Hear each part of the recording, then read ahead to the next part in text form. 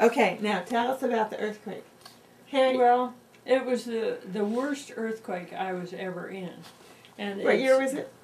1933. I was a senior in high school. And we had to have our graduation out on the football field, just out in the open, because there was slight damage, not a whole lot, slight damage to the auditorium, so the big auditorium couldn't be used.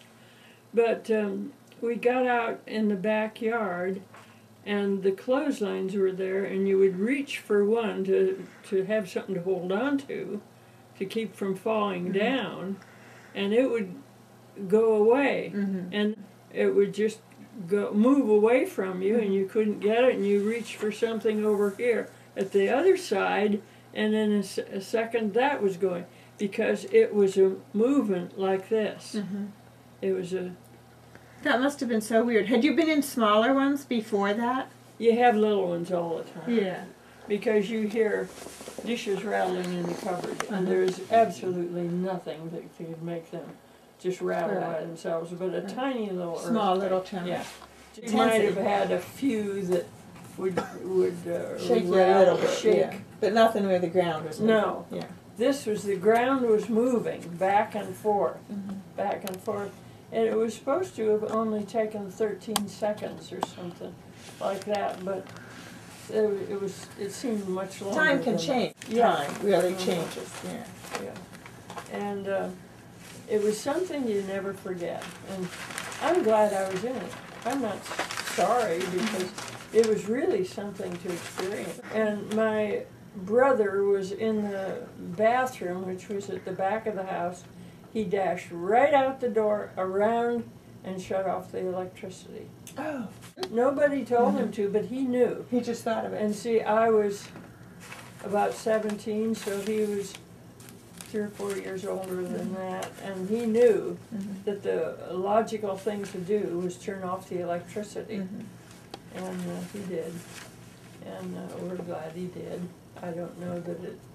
You may or may not have had a fire, but No. at least you certainly didn't. But all that night, you could hear sirens all night, and everywhere you looked, you could see a fire at some distance away. There was absolutely no fire right close to us that I was aware of. But that earthquake was really something.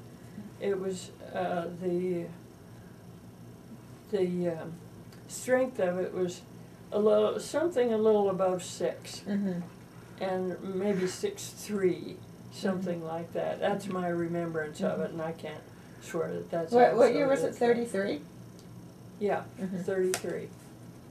And it was something that you just never forget. You get out and you can't stand up. The ground is moving back and forth, back and forth. And trees are like somebody is holding the trunk of it, going like this. And we had a garage out there, and there were boxes of things like empty jars and things, because we didn't have the source for people that would take away empty jars and stuff like that. You know, nowadays we have places... Oh, recycling. Recycling. And we didn't have that at that kind.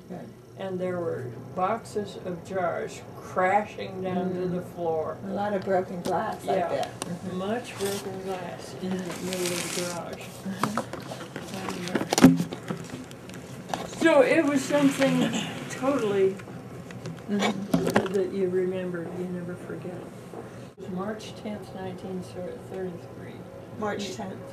You never forget stuff like that.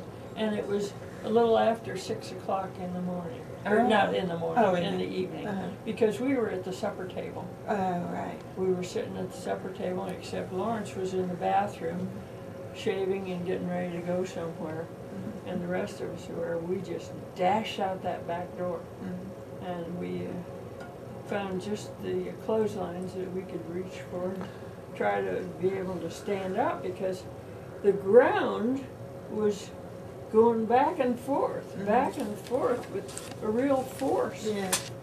That must have just been so unsettling. I mean, when, just You know, if anything is solid and stable, it's the ground under your feet. Yeah. You know, and for it just to be not stable must be. And we'd reach, a person would reach for a clothesline to sell it, and then that clothesline would go that way, and then you'd reach for this one, and that one would go that way. I don't think I got down off my feet. I think I stayed on my feet. I think. Let's put it that way. Your house wasn't damaged, just the boxes in the garage with the glass and stuff.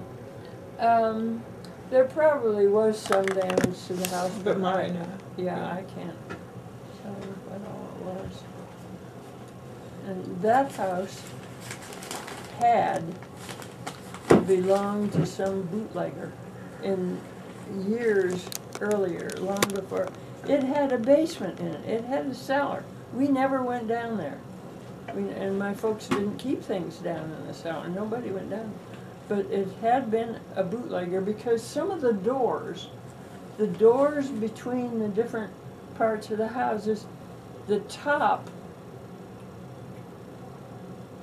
was like a tin siding on it.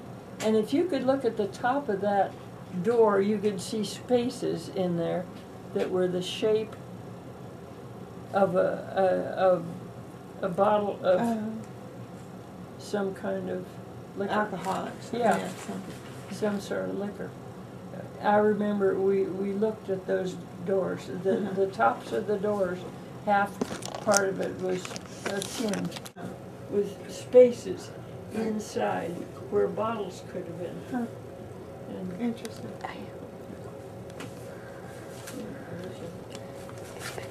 It's kind of a little bit bigger house than some of those in that area, but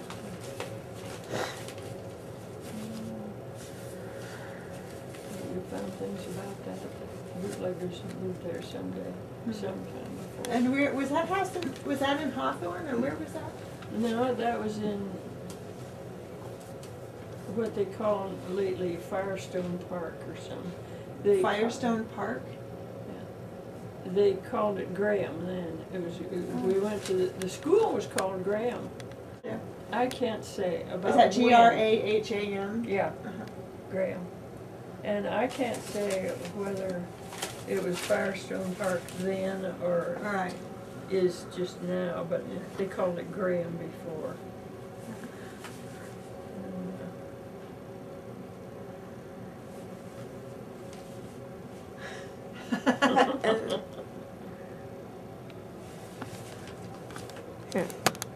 Oh, now we can see ourselves. You can spin that thing right around. I don't want to see myself.